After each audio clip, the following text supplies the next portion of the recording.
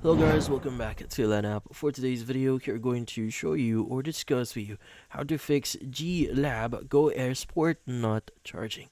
So if you're interested, let's start tutorial. Now if you're having issues with charging here, there is something that you could do here, which in this case you could actually try resetting your earbuds. Now usually resetting it can solve a lot of issues, so how do you do that? So in this case, what we need to do is you want to go ahead and take both your earbuds out of the case and put them back in. Now you should see a red light here. So in this case, in here. Now you want to press the button on the right earbud. So by the way, you don't need to remove the earbuds here. Just make sure they're properly placed inside. Now for the right earbud, you want to go and press this 7 times. So in this case, this will trigger a blue light. Now, you want to press the button on the left earbud 7 times again, and you should see the reset indicator. Look for, in this case, you need to look for a change in lights.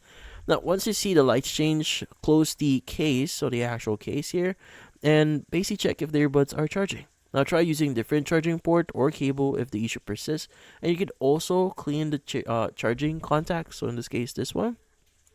But don't use any water, just a dry cloth or tissue. But yeah, so in this case, that's about it.